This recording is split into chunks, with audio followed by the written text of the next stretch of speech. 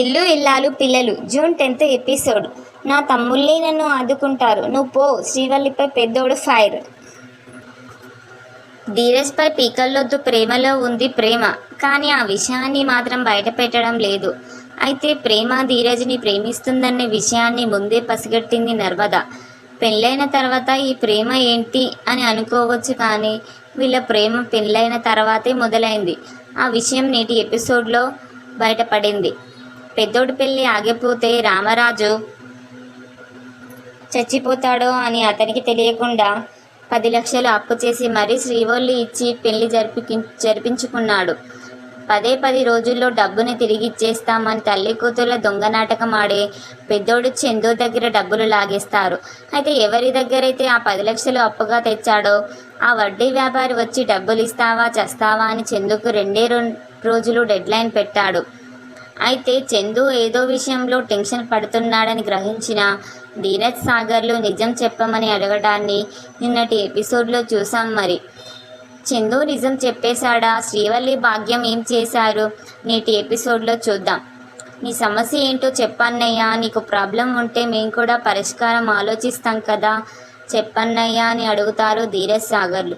దాంతో చందు వీళ్ళకి చెప్తే ఏదైనా పరిష్కారం దొరకొచ్చు అని అనుకొని అదే రామ పెళ్లి టైంలో అంటూ నిజాన్ని చెప్పేబోతాడు.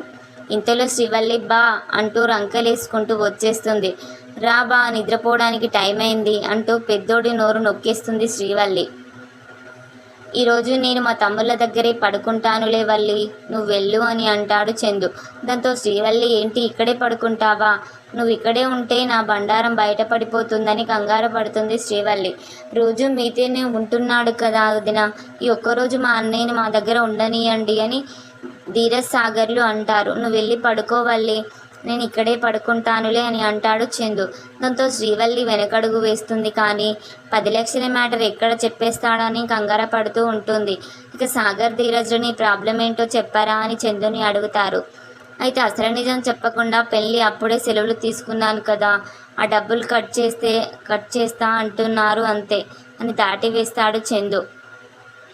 ఇక బయట భర్తల మీటింగ్ పెడితే లోపల భార్యలు ముచ్చట్లు పెడతారు. వాళ్ళకి బాయ్స్ నైట్ అయితే మనకి లేడీస్ నైట్ అంటూ ప్రేమతో కహాని వేస్తుంది నర్మద. ఇక ఇద్దరూ కలిసి పడుకొని ఏంటక్క నాతో ఇంత ఫ్రెండ్లీగా ఉంటావు, మరి మీ హైదరాబాద్ మ్యాటర్ గురించి నాతో ఎందుకు చెప్పలేదు అని అడుగుతుంది ప్రేమ. కొన్ని విషయాలు చెప్పుకోలేమే, అర్థం చేసుకోరు అని సిగ్గుపడిపోతుంది నర్మద. నాకు నిద్ర పట్టడం లేదక్క, అదేంటో అని అంటుంది ప్రేమ. ఎలా పడుతుందిలే, అది సృష్టి ధర్మం అని అంటుంది నర్మద.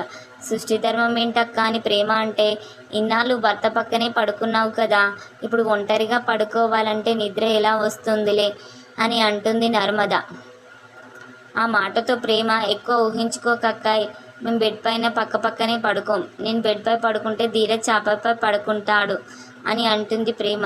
ఏంటి మీరు వేరువేరుగా పడుకుంటారా, మొగడు పిల్లలై ఉండి అలా వేరువేరుగా పడుకోవడం ఏంటి బుద్ధి లేకుండా అని అంటుంది నర్మద.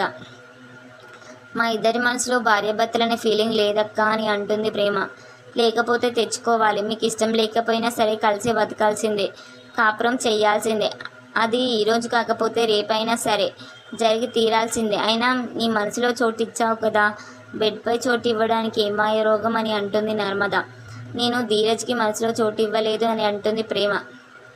ఇష్టం అంటావు, ప్రేమ లేదని అంటావు, కామెడీలు చేయకే అని అంటుంది నర్మద. అబ్బాయి అదేం లేదక్క, ఈ మ్యాటర్ వదిలేసి నాకు హెల్ప్ చేస్తావా అని అడుగుతుంది ప్రేమ. సర్లే ఏంటో చెప్పు అంటే, నేను డ్యాన్స్ నేర్పిద్దాం అనుకుంటున్నా, ఏమంటావు అని అడుగుతుంది ప్రేమ.